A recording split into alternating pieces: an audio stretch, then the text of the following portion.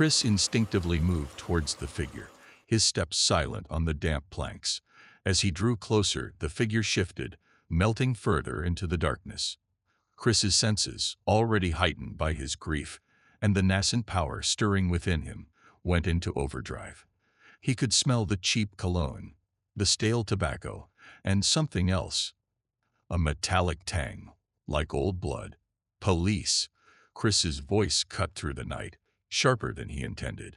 The figure didn't respond, but a subtle shift in posture, a coiled readiness, told Chris he'd been seen. This wasn't just some petty thief casing a ship. This was muscle. This was the syndicate's eyes and ears, a sentinel guarding their secrets. He could feel Crystal's spirit thrumming, a low, resonant hum of warning, of anticipation. A faint warmth bloomed in his chest, a prelude to the fiery surge that had become his gift and his curse. The figure moved with surprising speed, not to flee, but to intercept. A glint of metal in his hand, something long and thin, a shiv perhaps, or something more sinister. Chris drew his weapon, the familiar weight settling in his hand.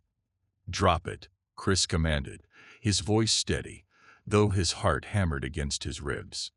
The man chuckled, a low, guttural sound that seemed to emanate from the very timbers of the pier. "You think you can just walk in here, detective? This ain't your playground." Before Chris could react, the air around him crackled. A searing heat bloomed in his chest, not of anger, but of something ancient and pure, Crystal's spectral presence surging. The air around his fists vibrated, and a light too bright for any human eye flared at his fingertips. The figure recoiled, shielding his eyes, his sneer replaced by a look of stunned disbelief. "What the hell are you?" he hissed, fumbling with whatever he held. Chris didn't answer.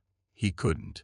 He was merely a conduit, a vessel for Crystal's raw, protective fury.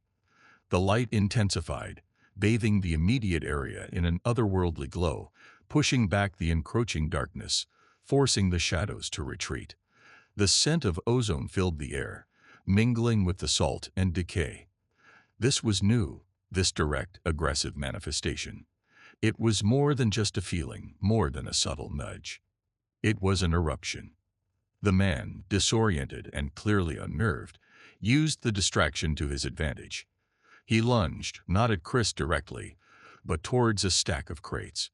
Chris instinctively fired, the shot echoing deafeningly across the harbor.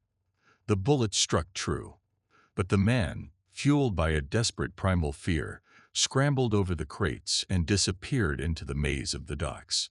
Chris heard the heavy clang of a distant gate, the roar of an engine starting up. They were long gone. He stood there for a moment, the light at his fingertips slowly fading, leaving behind a faint tremor in his hands and a dizzying sense of disorientation. Crystal's spirit receded, leaving him with the familiar ache of her absence, but also with the jarring aftershock of her power. He looked at the bullet hole in the splintered wood, then at his hands, still tingling with residual energy.